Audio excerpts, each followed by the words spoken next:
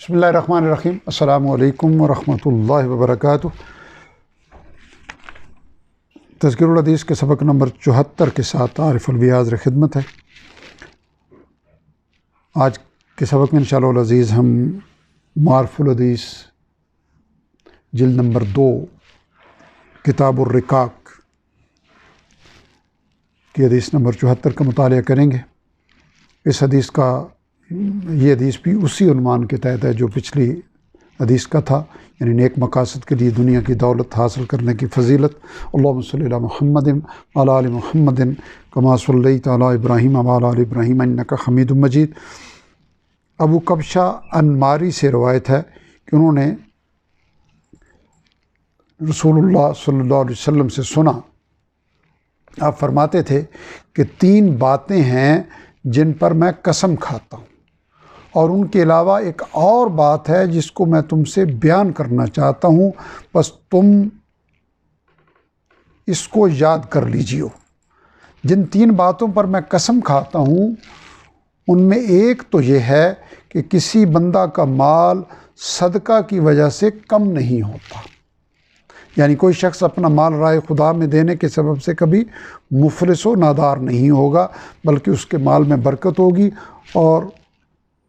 جس خدا کی راہ میں وہ صدقہ کرے گا وہ اپنے خزانہ غیب سے اس کو دیتا رہے گا۔ اور دوسری بات یہ ہے کہ نہیں ظلم کیا جائے گا کسی بندہ پر، ایسا ظلم جس پر وہ مظلوم بندہ صبر کرے، مگر اللہ تعالیٰ اس کے عوض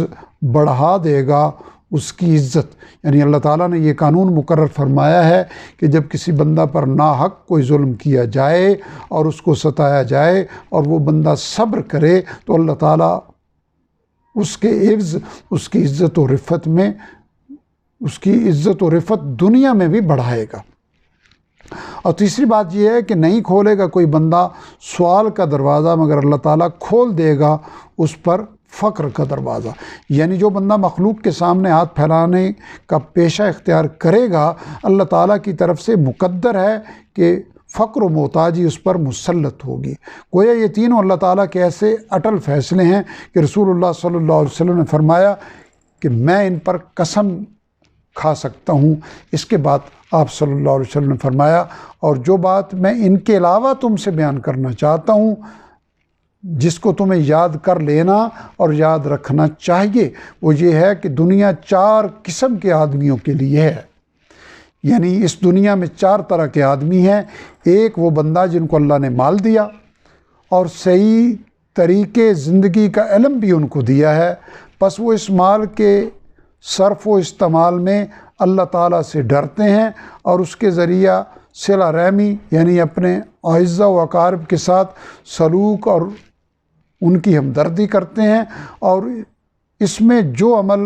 اور تصرف کرنا چاہیے اللہ تعالیٰ کی رضا کے لیے وہی کرتے ہیں۔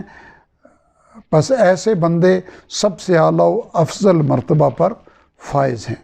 اور دوسری قسم وہ بندے ہیں جن کو اللہ تعالیٰ نے صحیح علم اور صحیح جذبہ تو عطا فرمایا ہے، لیکن ان کو مال نہیں دیا، بس ان کی نیت صحیح اور سچی ہے، اور وہ اپنے دل و زبان سے کہتے ہیں کہ ہمیں مال مل جائے تو ہم بھی فلاں ایک بندے کی طرح اس کو کام میں لائیں، اور اللہ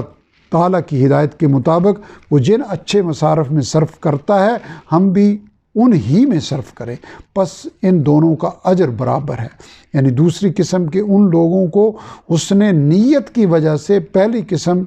والوں کے برابر ہی ثواب ملے گا۔ اور تیسری قسم وہ لوگ ہیں جن کو اللہ تعالیٰ نے مال دیا اور اس کے صرف و استعمال کا صحیح علم اور صحیح جذبہ نہیں دیا، پس وہ نادانی کے ساتھ اور خدا سے بے خوف ہو کر اس مال کو اندھا دھند غلط راہوں میں خرچ کرتے ہیں، اس کے ذریعے صلہ رحمی نہیں کرتے، اور جس طرح اس کو صرف و استعمال کرنا چاہیے اس طرح نہیں کرتے، بس یہ لوگ سب سے برے مقام پر ہیں۔ اور چوتھی قسم وہ لوگ ہیں جن کو اللہ تعالیٰ نے مال بھی نہیں دیا اور صحیح علم اور صحیح جذبہ بھی نہیں دیا، بس ان کا حال یہ ہے کہ وہ کہتے ہیں کہ اگر ہمیں مال مل جائے تو ہم بھی فلاں عیاش اور فضول خرچ شخص کی طرح اور اسی کے طریقے پر صرف کریں، یعنی اس شخص کی طرح ہم بھی عیاشی اور فضول خرچی کریں۔ بس یہی ان کی نیت ہے، اور ان دونوں گروہوں کا گناہ برابر ہے، یعنی آخری قسم کے لوگوں کو ان کی بری نیت کی وجہ سے وہی گناہ ہوگا جو تیسری قسم کے لوگوں کو ان کے برے اعمال کا گناہ ہوگا۔ اسے معرف الحدیث نے جامع ترمذی کے حوالے سے نقل کیا ہے۔ تشریح میں فرماتے حدیث کے نفس مطلب کی وضاحت ترجمہ کے ساتھ ساتھ کر دی گئی ہے،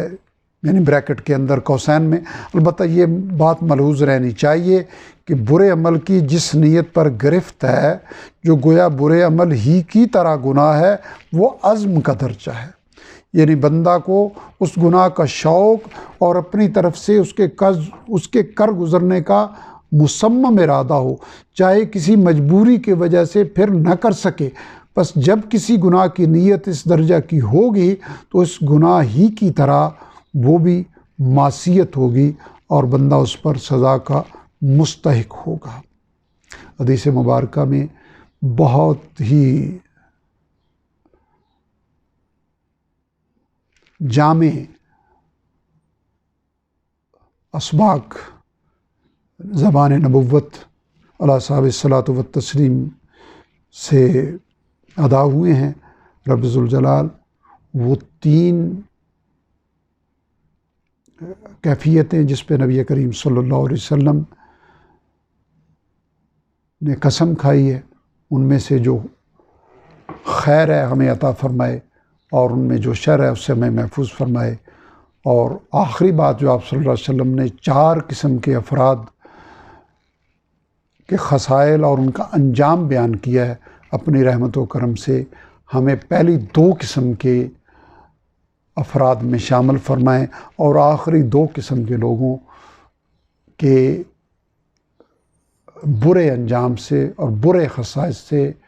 اپنی رحمت و کرم سے محفوظ و مامون فرمائیں۔ اللہم صلی علی محمد